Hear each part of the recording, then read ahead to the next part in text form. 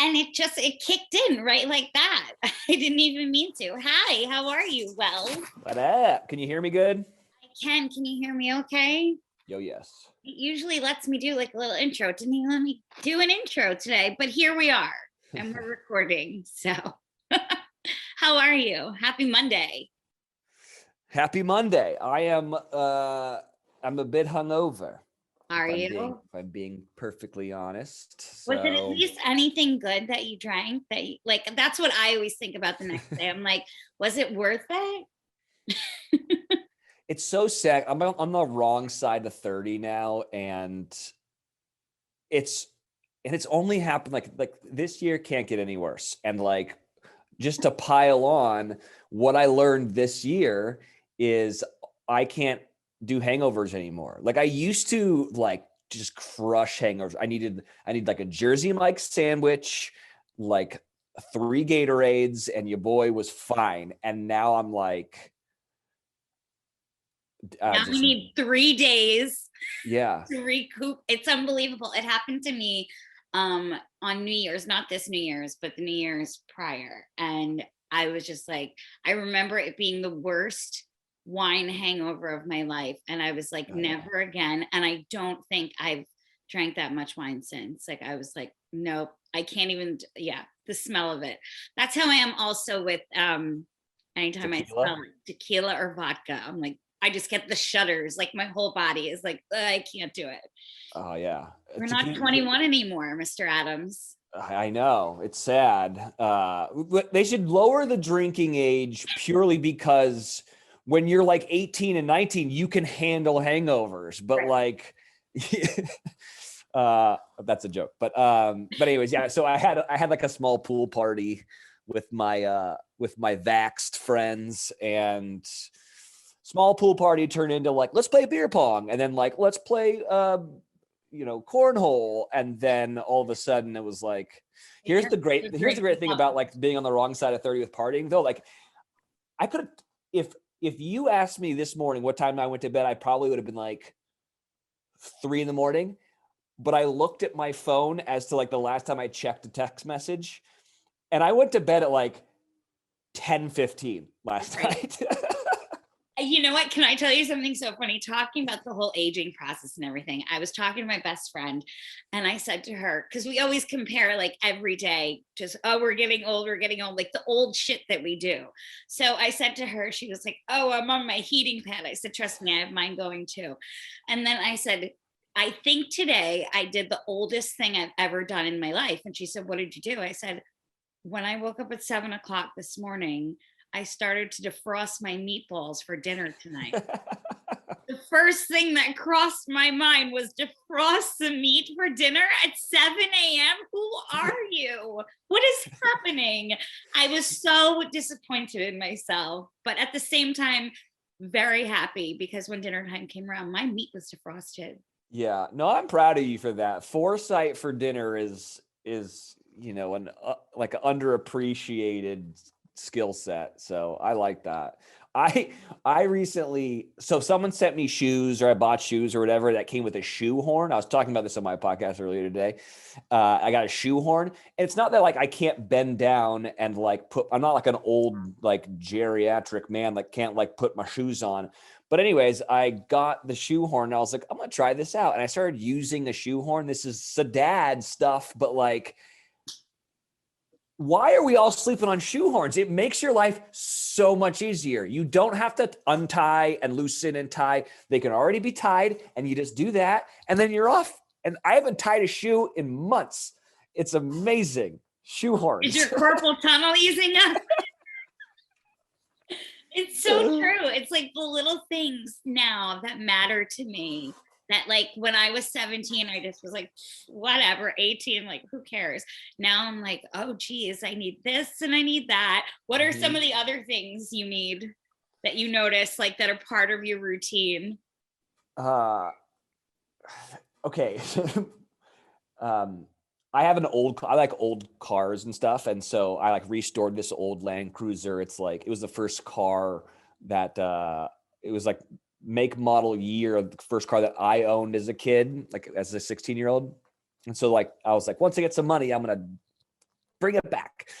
But I really like CarPlay. I don't know if you know what that is, but it's like when your car like syncs up with your iPhone, and it just like is amazing. And like my car is like so like beautifully restored to like what it was in the 80s, except for I gotta have Siri fucking telling me everything to do, because Lord knows I'm from California. I've lived in LA for years, a couple years now. I couldn't tell you how to get to the Ralph's on Coldwater. And I live a quarter of a mile from there. So I need my CarPlay. I know that's so stupid, but No, I I'm the love it. same way. I was born and raised like literally a 25-minute train ride from New York City. I have been a working actor in New York City for most of my life. Like, why do I not know how to get from Penn Station, Times Square? Like, if I just, it's like I need a taxi, or I need to have like the address in my maps on my phone if I'm like walking from like audition to audition. I'm a hot mess. When people come to New York, I just tell them, never follow me, because the chances are we're going in the wrong direction. I never know where I'm going. So don't feel bad. And I just moved to LA, and I've been coming here, like I said, for 15 years, still have no clue where I'm going at all. Yeah, Scary. it's tough. Dude, and also New York terrifies me. My fiance is from New York, and like I make a joke that I'm scared of New York Sarah, because New York Sarah is a different person than like Los Angeles Sarah. Like New York Sarah, I've seen punch a taxi cab. I was like, she's 5'1", like 90 pounds. I was like, you just punched a taxi cab like with your fist, and like yelling at people, and being like making me go on subways and stuff. But I'm like, I don't know if this is going to work out for me. Like, let's just take the Uber. It seems safer. New York is I realize like getting over to Brooklyn, it's much easier if you get the L or the T or whatever it is, but it terrifies me. I'm with you. Once you start bringing letters into the equation, and we're going to get lost, and we're not going to get where we're going. So let's just cut out the middleman, Uber it. But yeah, New York, let me tell you, it brings out a whole other side. Like when I'm there and like I'm working, I'm like pounding the pavement, my head's in the game. Out here, I'm like, la la la, just chilling. It's amazing how different it truly is. Like, and the more and more time I spend out here, the more and more it's apparent to me that I'm a New Yorker. Like I'm standing in line at CVS, and I'm like, literally my alarm's going off, and like things are going off. I'm like, what's going on? Why is this line taking so long? I mean, lines are just the bane of my existence as a New Yorker. I think we just innately hate them from the time of birth. Yeah. I will. So like, I also like love New Yorkers, because I'm always just like in awe of, I don't know, they're like sharks. Like they never stop. You're just like always moving. And I'm just like, Jesus Christ, like this has got to be exhausting. But I will say this, and I never realized how much I hated it until I started going to New York a lot more for work, or like visiting Sarah's family and stuff. If you're walking on the fucking street, you do not just stop for no reason. You keep going, because that is the worst thing when you're just like walking, and all of a sudden you just run in someone's back, and you're just like, what are you doing? You don't need 7 pictures of this building. Okay, keep going. Keep it moving. That's New York. New York is just like, let's just keep it going. Let's get where we're going, people. There's nothing worse than like when you're in a good pace and you're in a good rhythm and everybody's walking, and then all of a sudden something just stops, and you're like offended. You're like, why did you ruin the whole groove? We were in a groove. Yeah. Yeah, it's annoying, but I feel that way at like, see, I'm the worst when it comes to like theme parks, like waiting in those lines, and like, cause I want to do that like New York rhythm of just like walking down the street, get to where I'm going. I'm the worst. Are you a theme park person? So I wasn't, but I'm now marrying like the most Disney person. One, she's been employed by Disney forever. And two, she's like, you don't understand. Like, it's like, okay, you've been to Disneyland, I assume, right? So I've only been to Disney World. I've never been to the Oh, land. okay. But I've heard I would probably like it better because it's smaller. That's what I've heard. I don't know. I've never been to Disney World, but I've been to Disneyland a bunch with my crazy fiance, who is like all about it. And so here's what's crazy about crazy Disney people. There are what's called hidden Mickeys at Disneyland. Have you heard about this? No, but it sounds like a drug. Yeah, exactly. Yeah, yeah. I'm like, why do I feel like something illegal is about to happen? Yeah, yeah. Exactly. You take a hidden Mickey and then the fucking And then you're on the ride of your life. yeah. And the haunted hotel like comes to life. But anyway, so there's these so there's these hidden Mickeys, and it's just like the shape of his head, the two balls and the bigger ball, basically. But they're all over the park, and like these people who are like super crazy Disney people, like read books about it and know where they all are, and will like point out, be like, look at this hidden Mickey right there. There's a hidden Mickey right there. Did you know there's a hidden Mickey right there? Like in the Pirates of the Caribbean, like the skull and the crossbow make a hidden Mickey when you go on this turn. All this crazy stuff. Where before, like I liked theme parks and I thought they were neat, and now I'm like, this is too much. This is way too much like me searching around. I just was here to kind of get drunk and but I do like I tell you, the rides I really like are not the ones that are like actual roller coasters in like up and down like through air and stuff, which I appreciate those. I think they're fun. But the ones that are like, it's like original Universal Studios stuff, but it's like you get in a ride, there's a big screen, and then the ride actually moves and they blow air in your face and it feels like you're doing those things. Like the new Star Wars at Disneyland. Okay, you do need to go do that. Like it's super dope and like interactive. Like one person's the pilot and one person's like shooting and stuff. And it's like one of those rides. And there's this other one called, what is it called? Like Great Adventure or something, where you get strapped in and then it like lifts you up, and it's like an IMAX screen. It's huge. And then you fly over the world. Like you go to the Sahara Desert and see the elephants running, and they blow wind because it's supposed to supposed to be like you're hang gliding, and they'll blow wind in your face. And then every place has a different smell. Like if you're in the rainforest, it'll smell like the rainforest. Or if you like fly over India, it'll smell like spices and stuff. And to me, I was like, this is the future, So I like that stuff. Yeah. I honestly, I should give it a go. The last time I think I was at like one of the Universal Studios or even any of the theme parks was like for an award show. Yeah. It's like you walk up and get on the red carpet. And so I need to give them a second chance, because when I did Disney World, I was not happy. I was with somebody who I needed a little break from that afternoon.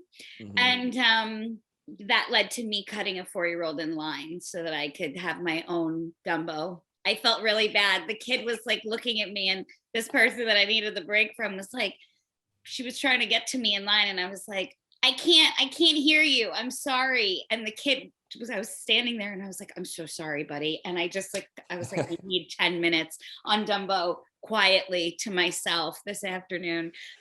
That was my only sense of peace. So, other than that, I mean, people are going to think I'm horrible, but I was like, this kid will understand one day. We all need 4 minutes of peace in our lives sometimes. Wait, hold on. Did you cut the line to get on a ride or to get Gumbo? No, I just wanted my own Dumbo, the flying elephant. I thought you said gumbo, like the New Orleans dish. And I was like, that's actually much more badass that you were like, kid, I need some fucking gumbo and I need it now. Get out of my way. Of all things, of all food items, I just need gumbo. No, it was definitely Dumbo. Got it. And I was just like, I need 5 minutes of solace in my life. So I felt awful, but I was like, this kid will totally understand one day. Yeah. We all have those times. And I notice, like, as we were saying, as I'm aging, I'm like, I notice I need more and more time, just for myself, just on my own. It's wild. I know. So where did you grow up? You said you're originally from California. Yeah, I grew up in Monterey, so that's like Central California, right on the water, Pebble Beach, Carmel area. And it's so funny because like I think no matter where you grew up, unless maybe it's like New York City, or like maybe like Los Angeles, everywhere you grew up, you think it sucks. Like it's the smallest town. And it's like everyone was living in the Stranger Things town, like it's tiny and you think it sucks. And now if I tell people that, they're like, oh my God, so beautiful. And I'm like, yeah, totally. I didn't appreciate it at all when I was growing up. I hated it. And like, yeah, I love to go. If only my parents weren't there, I would be there so much more often. You hear me? I just dropped my Diet Coke. Sorry. Oh no. All over my floor. What can you do? Yeah, I was the same way with Long Island. Like I Mhm. loved it. I didn't appreciate the beauty, like Long Island, and especially this time of year. Like I notice I'm calling my brother or my parents, and I'm like, "What's the weather over there?" I'm like, I've never asked the weather, but like this time of year in New York, it's like you don't need a jacket. It's getting warm. You can sit outside, and I'm just like, I miss it so much, and I totally did. I look back now, and I'm like, I didn't take advantage of it when I was in high school. Yeah. I was just like, I'm on the island. I'm on Long Island. Like, you felt so removed from the rest of the world when you were in high school. At least Yeah. I was just like, and being on the island and like, you just felt like you were kind of just really in your own little world. But I think that's every teenager. Every teenager's in their own little world. I know. I remember growing up and meeting people like, family friends would come by and they'd be like, you don't know how lucky you are. You live in like arguably one of the top 7 coolest places in this country. And I'd be like, no, Carmel, really? And now I'm looking back, I'm like, I was such a shit. I can't believe that like I didn't appreciate it more. And now Sarah and I drive up there as much as we possibly can just because, you got to get away from smog every once in a while. I hear ya. I hear ya. I miss, Yeah. yeah, I miss the island. I also miss simpler times. Like, didn't it just seem like such a simpler time growing up?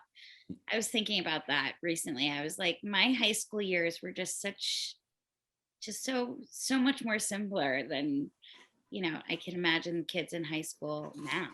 Yeah, I feel really bad for kids. I don't have kids and I hope to have them at some point. And like I was the youngest of 5. Like a Oh wow. huge like my family was huge, and then also like my mom is an amazing cook.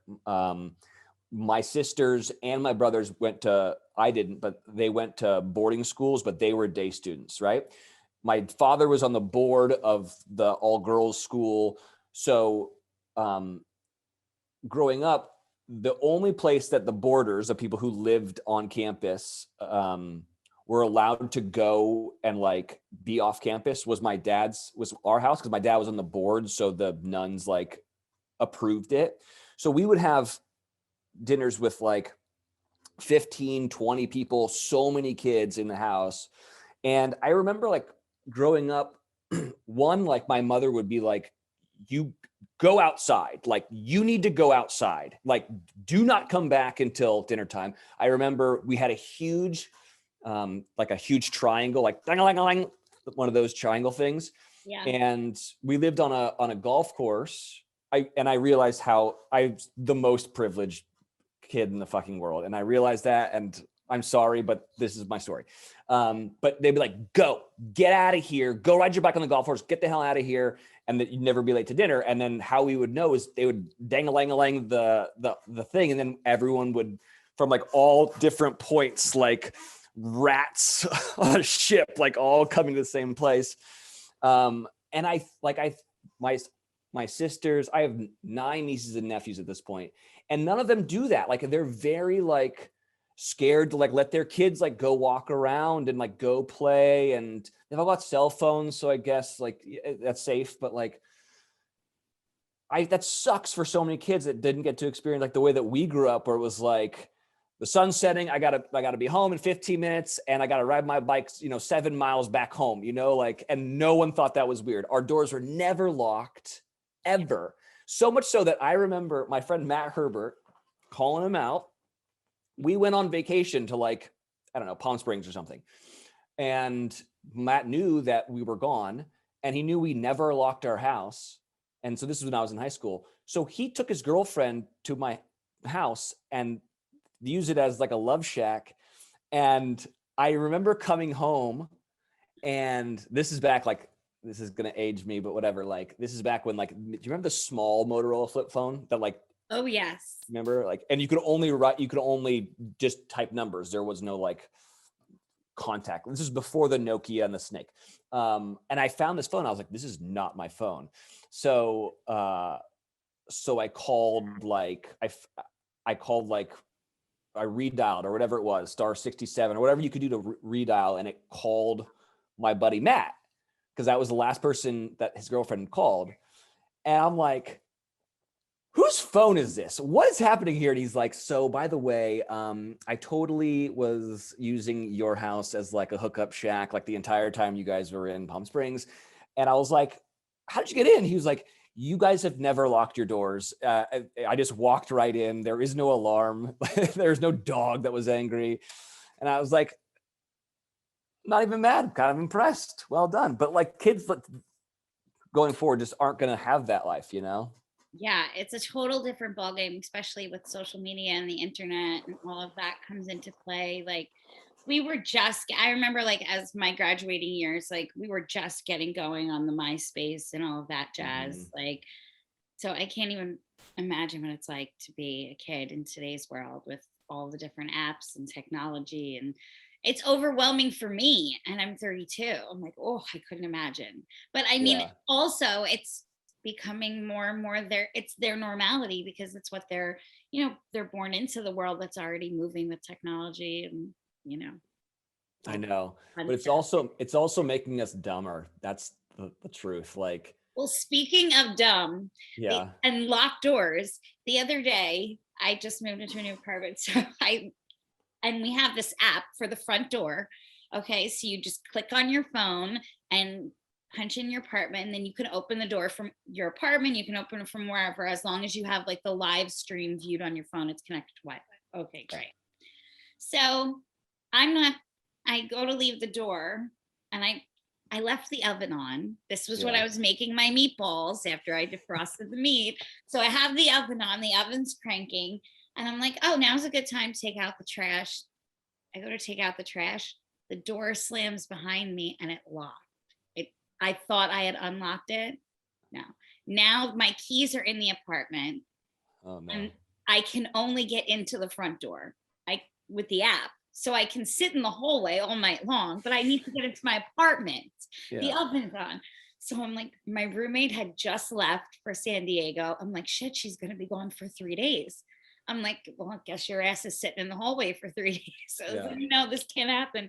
So I finally called my landlord. I was like, are you anywhere nearby? And he literally was like, yeah. He's like, if you would have called me 5 minutes later, my phone would have been off because I would have been teaching acting class. I'm like, oh my God. Like literally, I made it in the nick of time. But like, I was talking to my friend after, I was like, how did I manage to lock the door behind me? Like, I thought, it's like you think you're doing something so good. You're like, I'm taking the trash out, I'm getting all this done. And you're like, and then this is how I was repaid. It was really nice. yeah. My favorite part of that story was the most LA part of the story, which was my landlord had to go teach acting class and was going to have his phone off. So true. Yeah.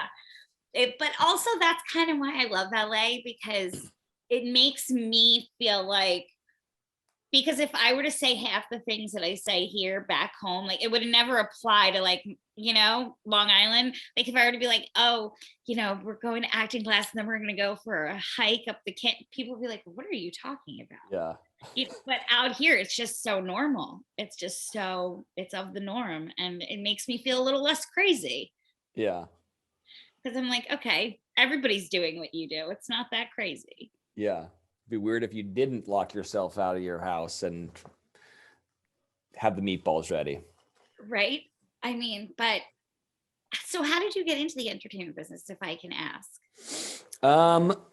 So randomly enough, it wasn't my high school. It was all my buddies went to this other high school that had a radio class and a radio station, and in KSBB 91.9, they shared time with the BBC. So basically they would teach these kids radio, and then they'd let them do like morning shows. It was basically like a glorified announcement system. And I didn't go to the school. And like, so my first like con into the industry was I was able to convince another school to let me do the radio station thing there, even though I didn't go to school there. So I like co-hosted the shows with my buddy who was enrolled and everything. And I loved it. I was like, this is so much fun. You could be anyone you want to be. Like in radio, you can't see anyone. So I'd make up different character voices, and all of a sudden, you know, your cast can be massive as long as you can think up the character and have a good bit idea. And so I was like, I'm going to do radio. Like, this is what I'm going to do. I love this. So I looked for, I was like, how do you do that in college? Like, what do you major in? So I found what I thought at the time was the school that I could get into, because I didn't have great grades. I'm kind of an idiot. I highly doubt that, Mr. Adams. Well, like that's how I felt in high school. I wasn't the best student either. I just, you know, you want to do what you were passionate about. And I was like, I'm really not passionate about science. Yeah. Like I don't like, if you put a gun to my head and said, do long division, I'd be like, I don't know, guys. I don't know how this is going to tear out. It's good. Great knowing you. I guess I'm out. So anyways, it was a school that I could get into that had like one of the best journalism departments in the country. So it was really, really crazy. It's a school called Ole Miss, or the University of Mississippi. Now, and also, like I said, I was the youngest of five. My father was from Wichita and then went to med school at Tulane. And so he was like, you guys all grew up in Monterey. Like, you are so privileged, it's ridiculous. Everyone in the family has to leave California for college. That was his rule, which I think is a dope rule. And it's like something that when I have kids, I'm gonna be like, you need to go experience the world, because it's a lot different than this place. All that to be said, going to Mississippi from California was a huge, huge culture shock. Like, I've been to countries that are more like Carmel, California than Mississippi is to Carmel, California. But, you know, for all the kind of bad publicity, and deservedly so, of that state, there's a lot of really wonderful people there. And so it was tough. And also, of all the towns in Mississippi, Oxford, albeit still not as liberal as you would want it to be, was actually by far and wide the most progressive city in that state. Anyways, it was a culture shock for me, which was great because it made me grow up like really fast. And so, yeah, so I did everything there. I wrote for the newspaper. I was the weatherman. I did the sports thing for Newswatch. And then I did radio like my entire time there. And I loved, and the radio thing was the best. And I remember being in like a media class. And by the way, my grades were terrible, but my journalism degree grades, 4.0, like killed it. So you're right. Like, unless you're passionate about something, it doesn't matter to you, which I totally get. And it's a totally different story, but like a problem with our education system. So anyways, I did everything. I remember being in this media class, and we were asking the guy and the teacher, we're like, what makes the most money out of college? And they were like, well, if you go and be like a news anchor, you'll start like 24,000. And if you go write for a magazine, you'll probably do freelance. So who knows? Maybe not even that. You'll be also like waiting tables or not. And if you can get a job in radio, you know, they might have you be doing promotion or, you know, production, and then also on air. So you can get around $30,000. So I was like, okay, so that's the most, I can get the most money if I do radio out of college. So at the time, both my sisters had gone to Vanderbilt, which is in Nashville. And it's only like a 4-hour drive from Oxford, Mississippi. So I'd go up there a lot to visit them. And this was what my like 22-year-old just out of college brain thought. I'm going to go do radio. I should go do radio where they make music. Like, that seems like where I should go do it. Not knowing anything about country music. It was like the one format, like I just didn't give a shit about. So I pack up, I go up to Nashville, and my sister was like, hey man, there's this really cool indie radio station. called Lightning 100. That's like your type of music. You'd love it. You should go apply. So they had a job offering for the front desk person. There was no like on-air job. And so I went in and I was like, listen, I have a broadcast journalism degree with a minor in English and an emphasis in blues anthropology. All I want to do is do radio.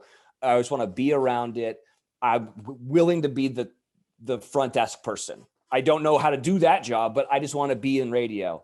So that the program director at the time was looking at my resume. He was like, there's not a single DJ we have here that is actually qualified to be on the radio. You're the first person that has a degree in this thing. So would you come on and like, basically it was a part-time job of like, will you do weekends? And there's a thing called board opping, which is when you do like a live show somewhere, someone needs to be back at the station to like make sure it goes out in the air. And I was like, hell yeah, man, that's dope. So I was a part-time employee for Lightning for like 2 years. I waited tables at a place called Brick Tops where everyone was a musician. It was like the most fun part-time of my life because we were all so ingrained in the music industry in like different facets. My landlord was a guy named Buddy Miller, who was the band leader for Robert Plant of Led Zeppelin's band.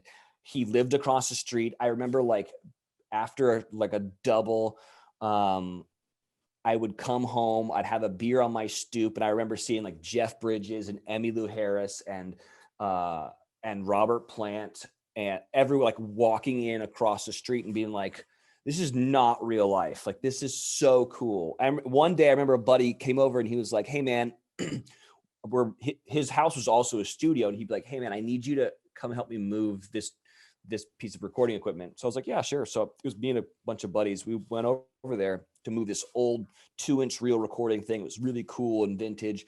He was like moving it to a different side of his room. And Robert Plant and T-Bone Burnett were in the house. And my buddy Gabe, who's the bass player for this great band called Alana Royale, he was like, nudging me, being like, that's the lead singer of Led Zeppelin. And I'm like, I know. Don't drop this big piece of heavy machinery. This seems important.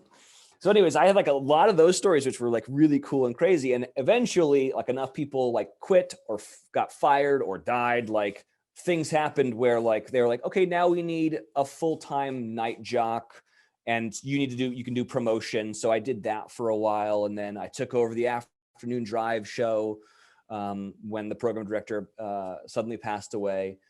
And then we got a new program director and they wanted to go to a different direction with the morning show. And that's like the show that like, if you're in radio, everyone wants the morning show. That's your highest listenership. You also have brain dead people listening to you. So they think you're hilarious even when you're not, you know?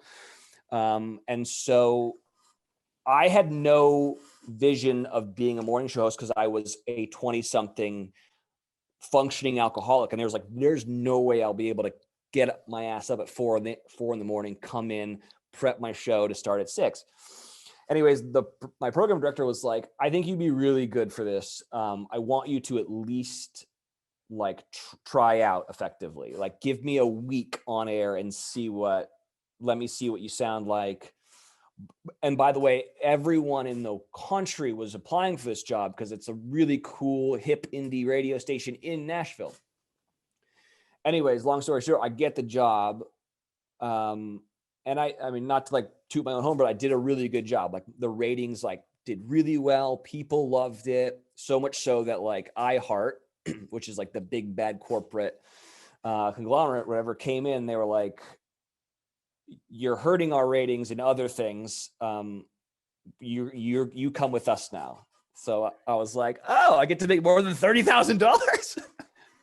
So I left, and that was a tough decision because it was a really fun radio station, but I just was like, I need to see if I can my whole thing was I wanted to get a show syndicated. I couldn't do that at a small indie.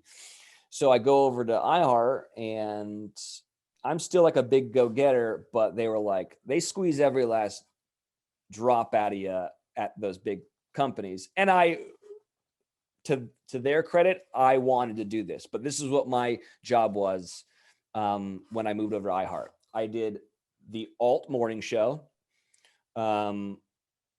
I was the music director. So then I would take meetings with label reps between 10 and noon. And then I would eat at my desk. And then I did the classic rock afternoon drive show from 3 to 7. And then I would walk over to the other station. There's like 5 stations in this building. And then I'd walk over to the pop station and I would do CHR pop top 40 from 7 to midnight. And so I would literally live in the iHeart building from 5:30 in the morning to about, I would track my last hour. I'd kind of cheat. So it's like 5:30 in the morning to like 10 at night. And I did that for 3 years. And it was a lot of freaking radio. And I used a lot of the same bits. Like people would be like, I just heard this bit on the country or on the classic rock station. Why are you using it on the pop station? But anyways, that's how it all started. That's so cool. That's an amazing journey. It sounds like you learned a lot. And like just the fact that you went and you were so passionate about it and you kept, you know what I mean, going and achieving. And I love your dad's rule too. That's an amazing rule of getting out and just because I think, especially being young and growing up, you in California, me in New York, like stepping out of those cities that are so known, you know, by everybody around the world, and then just going and experiencing another city at that young of an age. Like for me, I moved to Canada right out of high school. Like I moved there for Hairspray. So we were just up and running. And that was like my college experience in a very weird, warped way.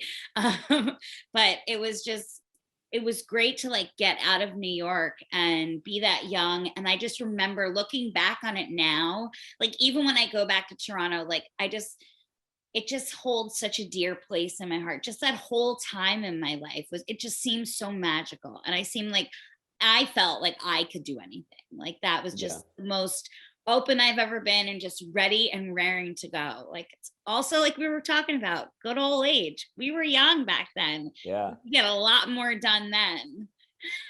Now I'm like, oh, I got to get this podcast uploaded. I got to do this. I got to get an audition today. And I'm like, oh my gosh. I'm like, it just seems like never attainable. I'm like, I'm walking around my apartment like half asleep. Yeah. There's something to be said about like, and I come across this because now I have a lot of actor friends because of Sarah and there's something to be said for people who are like know what they want because you're pot committed. Like you said, I was passionate about it, but I didn't have another option. Like I was going to do radio or I wasn't. You know, like when people kind of like don't have some big dream or something, I feel like you can kind of bebop around and do whatever is paying the bills. But for me, and I'm sure for you, it's like, no, this is it. I have to be passionate about it because this is it. There is no, it's either this or I'm still waiting tables, which by the way, everyone should wait tables. It absolutely, it should be to get your driver's license or something. You should have to go wait tables. Yes. Everyone should go do it. So you know how not to be an asshole at the restaurant. But yeah, like I think that there's something to be said if you only have one thing, then it's easy to be super passionate about it because it's all or nothing, you know? Yeah. I remember never giving myself another option. I was like, no, we're going to act. This is what we're going to do. And by we, I mean me. Yeah. So, you know, it's a journey and it's a learning curve, but it all has led us to where we are today. Talking in a room in our house in California. Here we go. Yeah. But I mean, it's been such a pleasure just hearing your story and just getting to chat with you today and like learning about you because, you know, of course, the world knows about Bachelor and all of that, but like, that's not important to me. What's important to me is the fact that you had this dream and something that was really, you know, you took a liking to and you went ahead with it and you went full steam ahead and here you are just doing the damn thing. I see you on E. I watch you. So yeah, I know. It's so funny. Like all my old coworkers and stuff, they're like, how the fuck did you confuse all these people and make them think that you could do any of this stuff. I'm like, I don't know, but eventually they're going to figure it out. But until then, I'm going to keep on cashing those checks. There you go. And you're amazing at it. Let me just tell you, you have an amazing presence. Like, just when I watch you, like, you're super captivating and you're fun and you keep everybody just excited and tuned in. So you're doing great. Don't sell yourself short, Mr. Adams. Hey, self-deprecation has gotten me very far in this life. You and me both. It's a good tool. There's nobody who's harder on me than me. Like, my friend said to me the other day, she's like, oh my God, you got the most awful comment on your Instagram. And she was like, and this is a cop. She was like, I wanted to write back. And I was like, listen, I learned a long time ago. People are going to say whatever they want about me, but like, the only one that really matters is what I say about me, because I have to go to bed with me at the end of the night. You know what I mean? Very true. I'm like, so whatever, like, you learn to just ride the wave. And as long as you are true to who you are at the end of the day, that's all that matters. Absolutely. It's very, very true. Thank you so much. I hope to run into you around this town when, everything is safe again. Yeah. What part of town do you live in? I'm in Toluca Lake. Okay. Yeah. So I'm pretty close to North Hollywood. Okay. Yeah. We're in Studio City. So I'll probably see you at like the Jones on 3rd, or something like that. I'll see you at the supermarket or the CVS on Lankershim. I'm heading over there next. Yeah, me too. But I have to use my my car MapQuest thing to get me there, because I will be lost. Right. Well, see, you're one step ahead of me. At least you drive in this town. I don't. I'm such a bad New Yorker. I still Uber everywhere. It's terrible, but I keep Uber a business. What can you do? Yeah. Habits. But it's been so nice getting to know you and chat with you. Yeah. Thanks so much for having me on. This was so much fun. It was a pleasure. Stay well, and hi to Sarah for me. I will tell her. Stay well. Bye. See you. Bye-bye. Oh my gosh, he's so incredibly sweet. I feel like that's what I always say after I chat with my guests. But seriously, everybody that's been on the show has been so nice. Like, I've had nothing but lovely experiences. And Wells Adams, you are a gent. You are a gem. And just keep doing the damn thing. Keep plugging along. And, he's such a positive, super awesome guy. Just, I know when I watch him on TV and he's hosting the red carpets, I'm like, that's a red carpet I wish I was on, because Wells is on it and he's having a great time. I'm like, how am I missing out on this one? But it was so good to chat with him and just to hear his story. Guys, we all have our own stories and we all come from all different backgrounds, but that's what makes the world go around, and where we take those journeys and where we, pull off our own personal, journeys and find our own selves at the end of the day. That's what really matters, is that we're doing something we're passionate about, something that makes us feel alive, makes us feel good, and fills our soul. And I could tell that Wells gets that with his job. I get that with my job. And it's just such a pleasure to be able to do this podcast, talk to you guys every week, and just check in with you, let you know I'm thinking about you. I'm wishing you all well, as always, and I'm sending you love. So, like I always tell you, be super kind to everybody, treat everybody the way you would want to be treated. And I'm going to finish it on something I said like 2 seconds ago. Do something you're passionate about. With that being said, have an amazing week. I love you all. Until next week. Bye.